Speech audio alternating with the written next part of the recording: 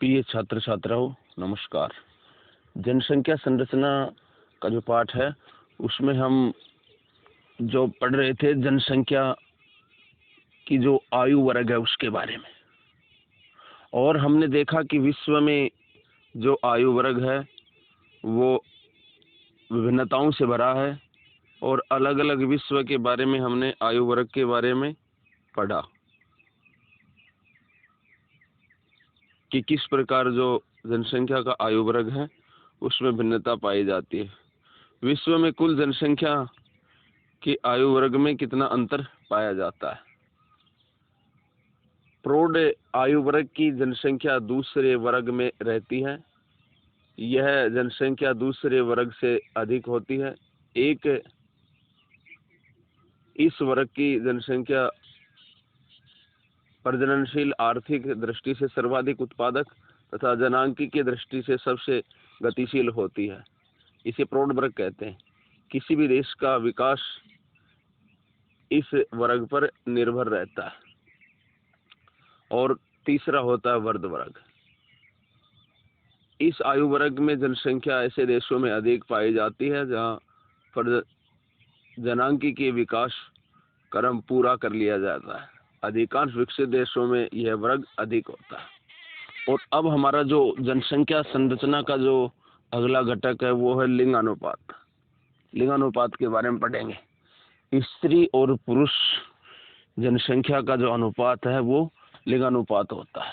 और हमारे देश में प्रति 1000 पुरुषों पर स्त्रियों की संख्या को लिंगानुपात कहा जाता है। जनसंख्या में लिंग अनुपात पुरुष तथा स्त्रियों के बीच संतुलन का एक सूचक होता है। लिंग अनुपात ज्ञात करने के लिए प्रति 1000 पुरुषों पर स्त्रियों की संख्या ज्ञात की जाती है। कुछ देशों में यह सूत्र निम्न प्रकार से होता है: पुरुषों की जनसंख्या बटा स्त्रियों की जनसंख्या गुणा 1000, अथवा प्रति 1000 स्त्रियों पर पुरुषों की संख्या। ये कुछ देशों में होता है। जबकि भारत में इस सूत्र का जो प्रयोग इस प्रकार किया जाता है: स्त्रियों की संख्या बटा पुरुषों की संख्या गुणा 1000। ये भारत के संदर्भ में है। भारत का जो सूत्र है वो इस प्रकार से होता है: प्रति 1000 पुरुषों पर स्त्रियों की संख्या को लिंगानुपात कहा जाता है। सामान्यतः विश्व के लगभग सभी देशों में पुरुष जन्म स्त्री जन्म से अधिक होता है, परंतु जन्म के पश्चात ही परिस्थितियां इस स्थिति को परिवर्तित कर देती हैं। जिन प्रदेशों में लिंग भेदभाव अधिक होता है, लड़का लड़की में भेद होता है, वहां लिंग अनुपात निश्चित रूप से स्त्रियों के प्रतिकूल पाया जाता है, अर्थात स्त्रियों की संख्या कम होती है। इन देशों में स्त्री भ्रूण हत्या तथा स्त्री शिशु हत्या और स्त्रियों के प्रति घरेलू हिंसा तथा प्रथाएं प्रचलित होने के कारण स्त्रियों की संख्या कम होती है, लिंगानुपात कम पाया जाता है।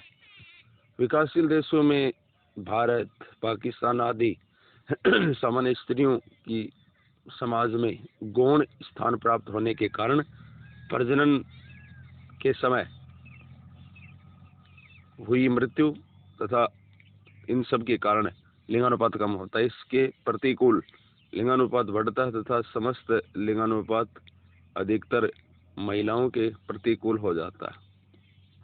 सारणी 4.3 एवं आरेख 4.2 महाद्वीपों के अनुसार ये जो लिंगानुपात को दर्शाता है।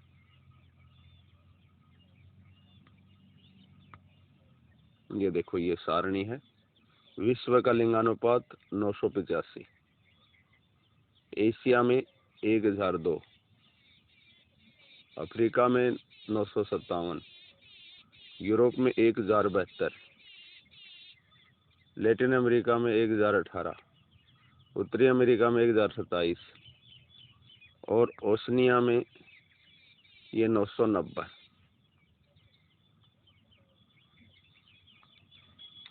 उसके बाद विश्व लिंगानुपात, ये 2004 के आंकड़े हैं, ये दे रखा है सब ऐसे एक एक करके सारणी। विश्व के विभिन्न देशों में ग्रामीण नगरीय लिंगानुपात में भी अंतर पाया जाता है।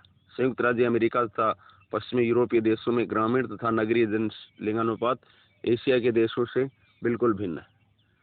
पश्चिमी देशों में ग्रामीण क्षेत्रों में पुरुषों की संख्या स्त्रियों की संख्या से अधिक पाई जाती है, जबकि नगरों में स्त्रियों की संख्या पुरुषों से अधिक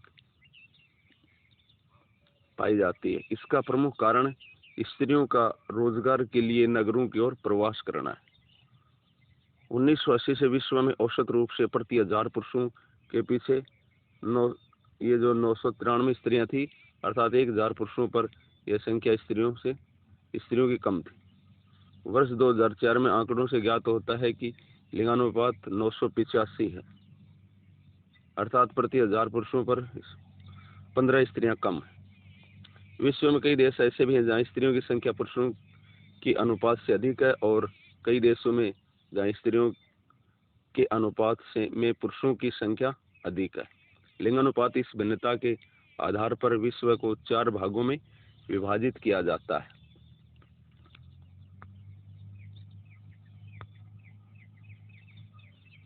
ये एक 4 भाग हैं।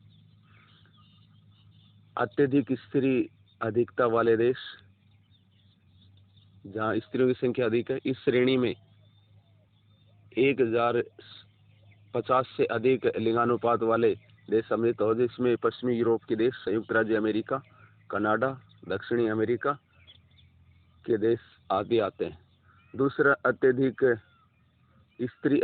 वाले देश, इस श्रेणी में 1050 से 1000 के बीच लिंगानुपात वाले देश शामिल होते हैं। Ukraine, Belarus, Poland, Mongolia, Kazakhstan, Thailand, Cambodia, Myanmar, दक्षिणी अफ्रीका आदि देश हैं। फिर हैं पुरुष अधिकता वाले देश। इस वर्ग में 1000 से 950 के बीच लिंगानुपात वाले देश आते हैं। तीसरे वर्ग में इसमें ऑस्ट्रेलिया, न्यूजीलैंड, चीन, कोरिया, ब्राजील और क्यूबा आदि देश आते हैं।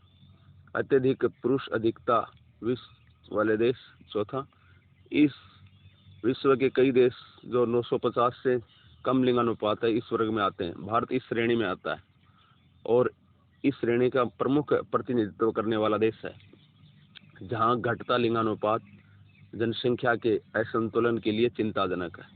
विश्व स्तर पर लिंगानुपात में पुरुषों की प्रधानता बताती है कि अफ्रीका, उत्तरी और दक्षिणी अमेरिका, यूरोपीय महाद्वीपों में स्त्रियों का अनुपात पुरुषों से अधिक पाया जाता है।